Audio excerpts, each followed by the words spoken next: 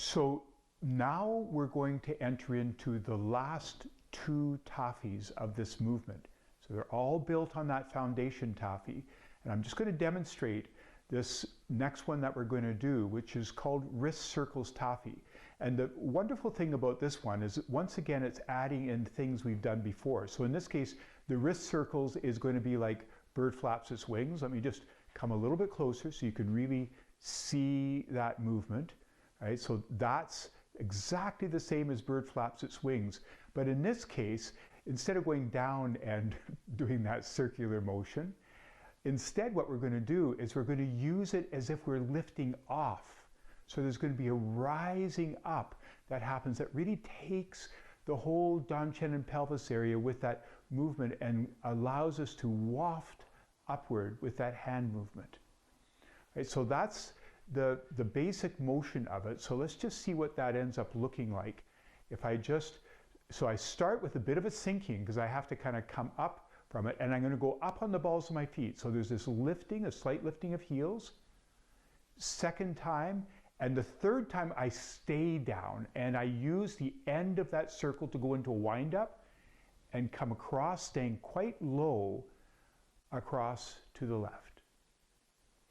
Then I sink again, wrist circles, and the third time I wind up and come across. So that's the basic movement, and you go back and forth 3 times. Up, and then staying down, and coming across, and anchoring.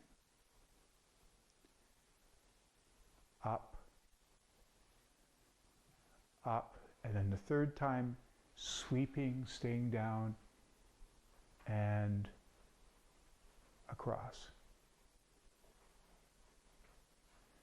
And then one last time, come right down, and your feet are solid right here, like you're just kind of sinking down a bit, and then as you come up, there's that kind of slight lifting of your heels, whatever feels comfortable for you, and then coming down and staying low and coming across. So it's a little bit lower than, say, any of the other Taffys really, or carry the ball to the side. It's got this kind of real drop that happens with it, and then lifting up, and here we come to our ending here.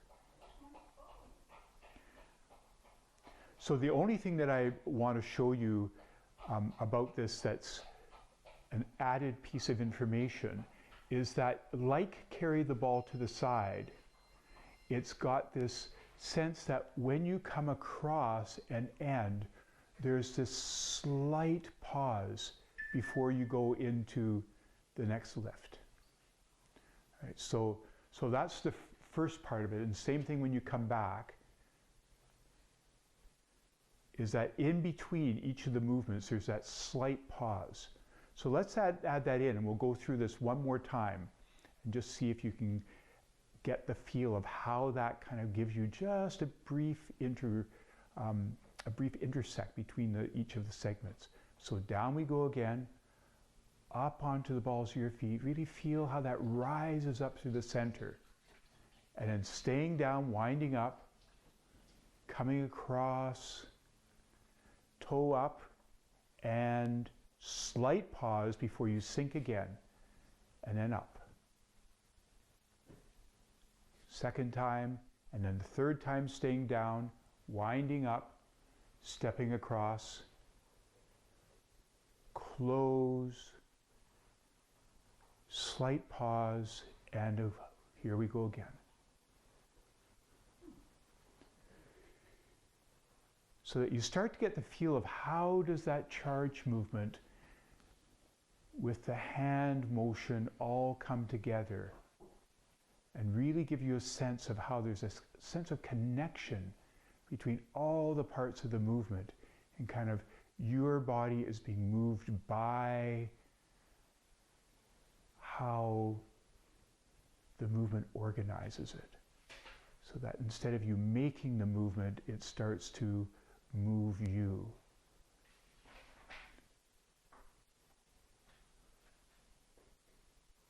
And sinking. So here's our last time through to the left. Slight pause.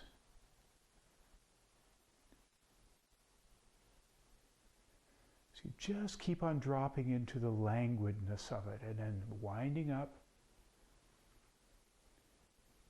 Cross